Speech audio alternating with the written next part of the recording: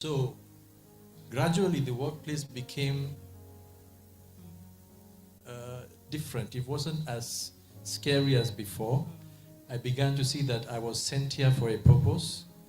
I have a purpose. I was sent here for a purpose. I have a time I'm in this place, and while I'm there, I need to achieve 1, 2, 3 things. It began to dawn on me that I could now look inwards and ask myself, okay, what did God bring me here for? What was I supposed to achieve? 1, 2, 3, 4 things. Now, my prayer requests began to be more articulate. I began to understand and see, okay, this has been answered. It remains this and this. Oh, I'm on this. What am I saying? I'm saying that to be able to bridge the two was what helped me as a person to become effective in the marketplace or in the workplace. Then came the shift from Ibadan to Abuja. There was that safety of, oh, people I knew, the people I loved, the people that loved me, I grew up here, but then all of a sudden, there we were in a place we didn't know anyone. And then, of course, you know that Abuja is where decisions are made. Yeah.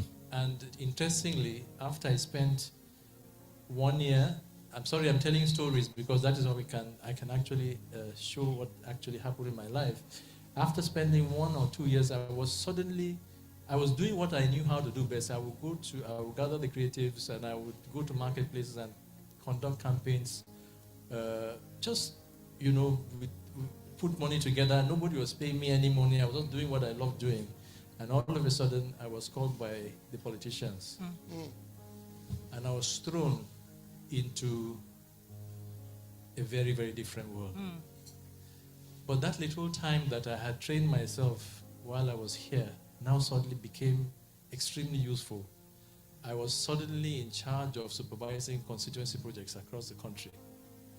That was not a dimension I was trained to do, but what am I saying? The same principles I learned now had to be put into practice in a completely different environment at a completely different scale. And constituency projects, not in Abuja now, I was sent from one part of the country to the other, completely different environments, completely different sets of people. And it was the things I learned, sir. Now, learning to bridge the gap between the secular and the spiritual. So there was no, I'll be on for months, weeks in the bush.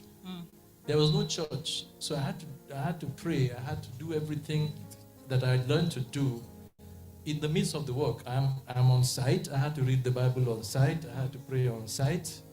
I have to do what I have to do on site. I had never flown like that before. Every week, every two weeks, I was flying up and down. I'll be praying in the plane because that's the only time. I'll be fasting on the road.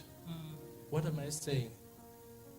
It became one in such a way that now, whether I am in church or not in church, those things have had to become part of me. And then out of that, I have had to now become a witness. So the first thing is that I got to know was that integrity was not very common among these circles. And I had to learn to I had to be practicing integrity. It got to a point that my bosses would say, what's wrong with you? You're taking time. I said, okay, I have to give 3 quotations for this. And everybody would be like, oh, God. We cannot realize this. What is wrong with you? 3 quotations. We have to get this one cleared so we can get another one, you know? But there I was doing things as I knew how to do because that was what I was told. That I decided to slow down the process. Till after some time when they did even the account, they say, well, this guy, you're doing everything right. Yeah, because that is all I know to do. But what happened was he kept promoting me from one level to the other. What am I saying? The witness was now, the evangelism was happening automatically. I didn't have to say anything. I didn't have to do anything. It was just part of the life. So when it comes to things that are critical, that has to do with decision making, I will not be called because they feel that this one will tell the truth. And he has no other agenda. What am I saying? It became difficult. I didn't have to carry a Bible. They know that this man, this is how he is. And a whole set of people avoid you. Yes. True. And a whole set of other people start Attracted migrating towards you. Yes, that's fantastic. So I don't want to go beyond that. I just want to say that this is just what I'm saying from my experience. Ironically, everybody on stage here works for international organizations and have had to, all four of you on stage, without unconsciously, work for international organizations that are secular. So I guess you must have similar experiences. Let's appreciate Mr. Smith. You must have similar experiences. Anybody want to just touch on it quickly? Just touch. Well, it's not so much of similar experiences as that. While he was talking, I remembered an experience I had when I turned 60, and my friends came from far and wide, and I have friends who almost swear not to enter churches and such things, but because of me, this friend came. It's very, we've been together for a long time. And he said in another gathering that what he likes about Tunde is that he doesn't force his faith on you. And I felt that was, I didn't see that as a testimony. I saw it as I wasn't, I saw it as an indictment. I wasn't doing as much as how can you be a Christian and you are not trying to? Then at my 60th, he now came and he came up in that hall and said, well, when I met today, I was an atheist, but now I am a humanist agnostic. And I said, praise the Lord. At least you are moving. And this is without forcing my faith on him. Also, when I turned 70, one of my proteges, he said, was talking about all the things that, when people mention me, they remember Ifa and all that kind of thing. It's not a very proud thing for a Christian. I was in a meeting yesterday and somebody said, Dr. Adebola, what Ifa would do? Should we put to this? I said, please just concentrate on your meeting. And when he said, one thing I like about Dr. Adebola is that he is an unapologetic Christian.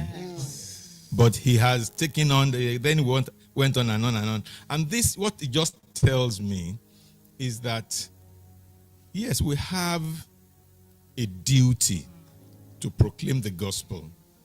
And clearly, with clarity, definitely, in a way it cannot be ignored. But the more important thing is that we conduct our whole lives as Christians. Yes. That we live as Christians, we live in such a way that people will say, there's something about him. Just like, must you take 3 quotes? You should have a character. This thing about character is very, very important. And I'm not just talking about a character. You must have a character that makes people associate you with God. You have a character that makes people say, many years ago, one of my bosses, we were sending him off, and he was talking to us about his character. He said, you can never believe how much character saves you. He says, because they will say,